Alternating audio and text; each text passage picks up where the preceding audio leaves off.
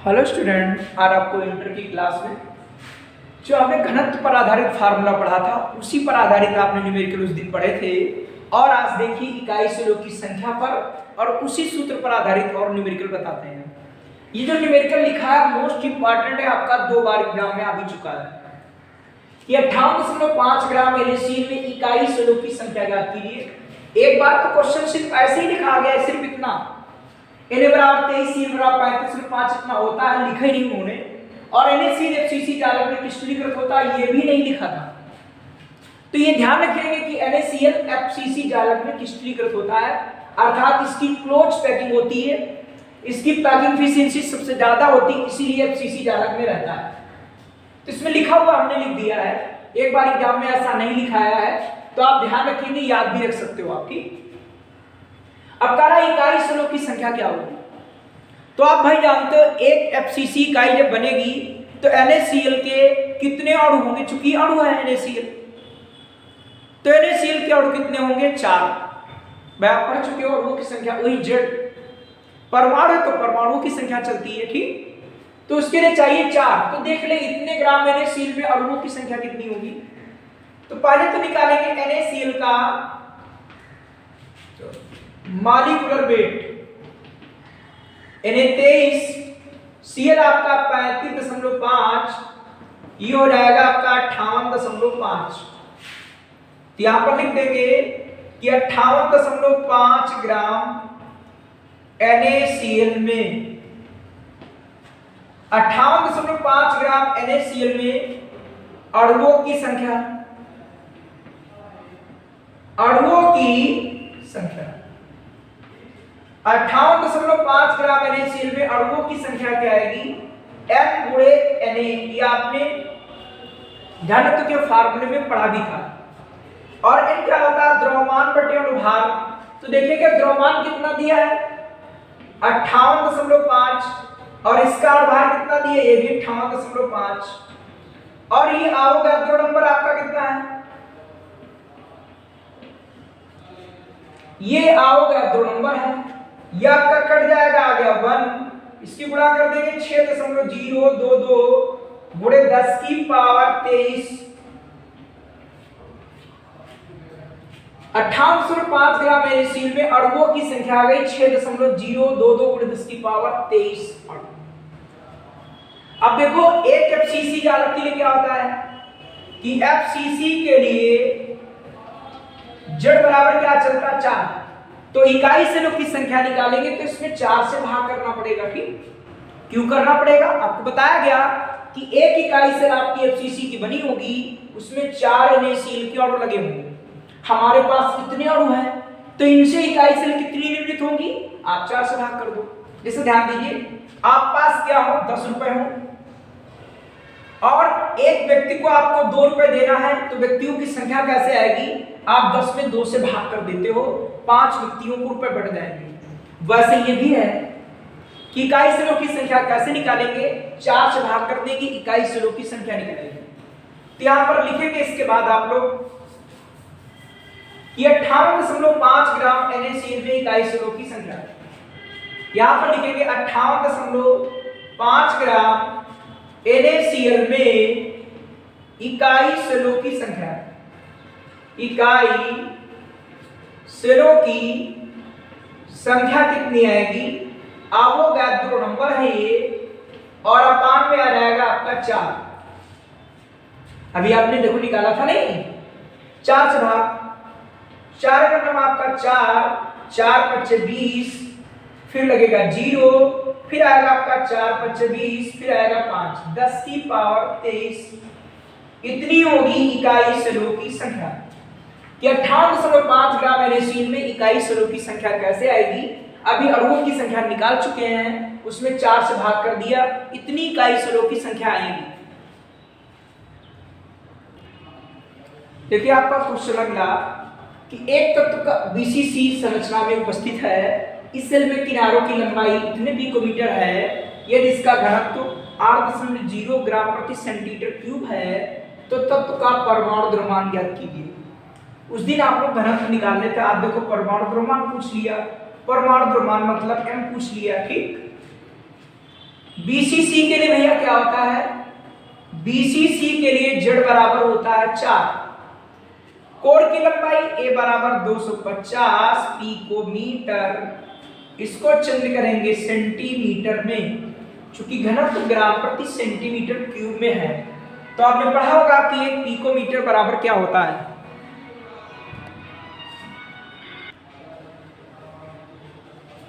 तो देखिए आपने पढ़ा कि एक पिकोमीटर बराबर होता है 10 की पावर -12 मीटर, और इसको सेंटीमीटर चेंज करेंगे तो 10 की पावर -10 आएगा, ठीक, क्योंकि एक मीटर में 10 की पावर 2 सेंटीमीटर, तो आ जाएगा एक पिकोमीटर बराबर 10 की पावर -10, 10 की पावर -10 लिख देंगे सेंटीमीटर।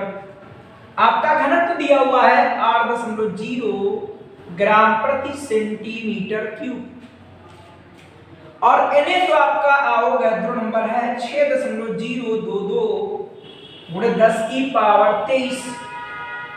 आपने घनत्व का सूत्र पढ़ा है D बराबर Zm A क्यूब Na, आप निकालेंगे m बराबर, तो यहां पर आएगा D A क्यूब और Na गुणे में आ जाएगा Z, तो D का मान भाई इधर गुणा हो जाएगा, ये मान में आ जाएगा, D का मान 8 आएगा, A का मान 10 की पावर -10, इसका होल क्यूब आएगा, Na ये आवोगाद्रो नंबर है, और नीचे Z का मान आपका 2 दिया हुआ है, सॉरी BCC है, उसके लिए Z बराबर 2 होता है, ठीक, ध्यान रखना BCC के लिए Z बराबर क्या होता है 2, आप 2 से भाग करेंगे, ठीक, SC के लिए Z बराबर 1, BCC के लिए Z बराबर 2 और FCC के लिए Z बराबर 4, वो ध्यान नहीं दिया हमने, ठीक, अब 2 से काट देंगे, आ जाएगा ये 4 ये लिखा है, और ये लिखेंगे कितनी बार, आप लिखेंगे 3 बार, या 3 बार लिखेंगे 10 की पावर भी हो जाएगा -30, ये आ जाएगा 6.022 गुणे 10 की पावर 23। इसको करते हैं सरल, देखिएगा,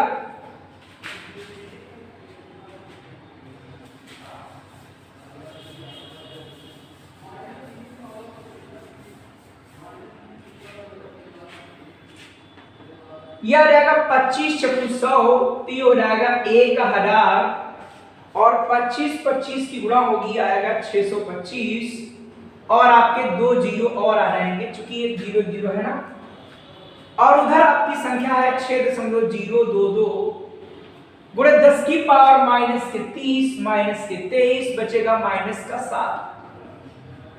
आप देखिएगा अब क्या करेंगे, इसमें 1 0 2 3 और 4 5 कट जाएंगे, तो क्या बचेगा 10 की पावर -2, तो ये आपका है 625, ये 6.022, ये हो जाएगा 10 की पावर 2 नीचे आएगा, हो जाएगा 100, 25 पर से 625 और 25 चक्कू आपका 100, 4 से काट देंगे, आपका आ जाएगा 1 5, फिर आएगा 0, फिर 5 और फिर 5, ये आ गया आपका 25, और इसको लिख सकते हो 1.5055, इसकी गुणा कर देंगे, और गुणा करने पर आपका ये निकल आएगा क्या, परमाणु भार, या अगर इसको लगभग में आप 1.5 मान लेते हैं तो आसानी से गुणा होगी, 25 की गुणा करेंगे 5 से, तो 25 बचे 125,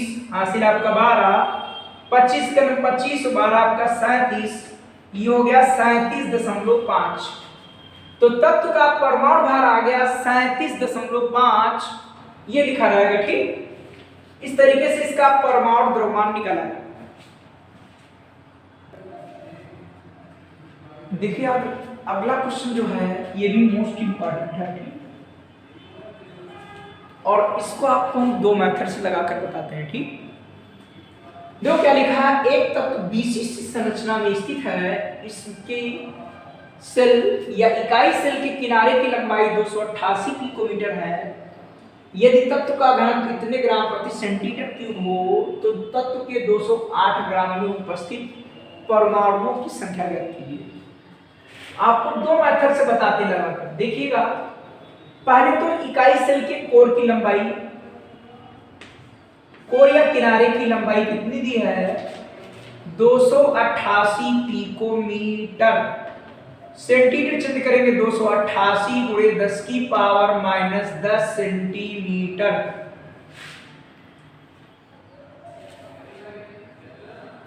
आप इसको 2 दशमलव बना लो या ऐसे रहने दो। अब निकाल लेंगे क्या इकाई सेल का आयतन।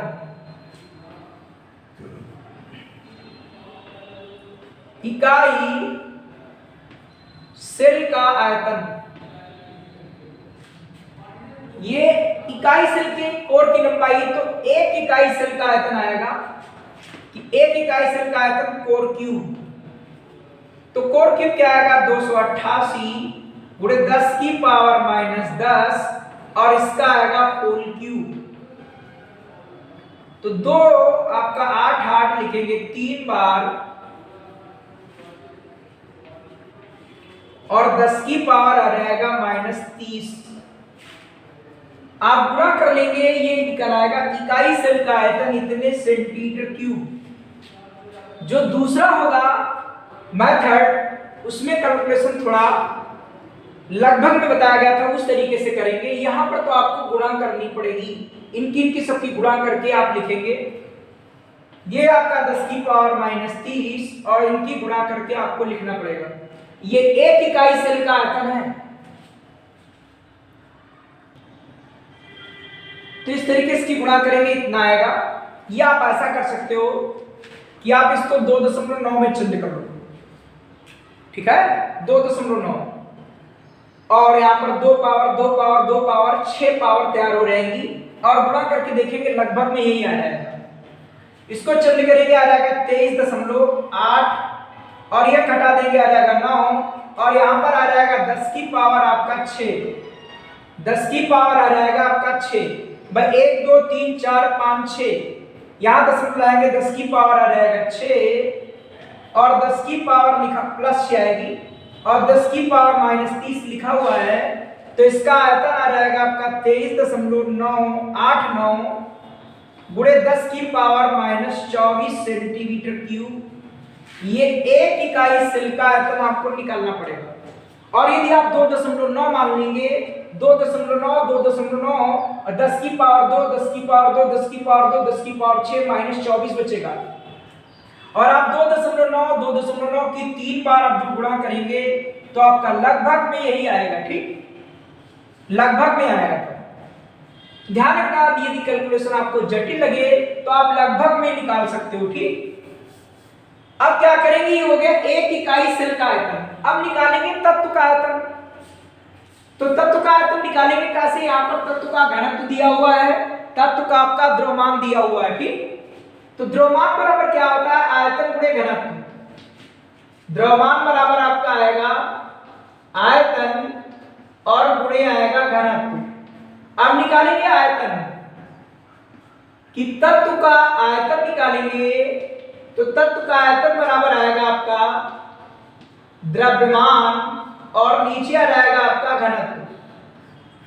द्रव्यमान आपका 208 ग्राम है और घनत्व आपका दिया है 7.2 ग्राम।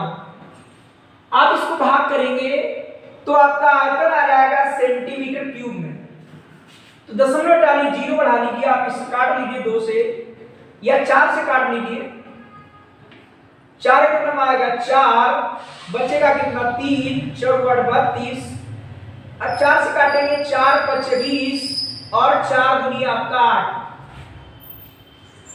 फिर इसको काट लेंगे आपका आएगा 9, इसको आ जाएगा यहाँ पर 26 और एक 0। इसको 9 से भाग करेंगे तो जब 9 से भाग करेंगे ये आपका निकल आएगा तत्व का आयतन। ये तत्व का आयतन आ जाएगा और ये आया था एक इकाई सेल का आयतन। अब इकाई सेलों की संख्या निकालेंगे तो तत्व के आयतन में एक इकाई सेल का आयतन भाग कर देंगे तो इकाई सेलों की संख्या निकल आएगी।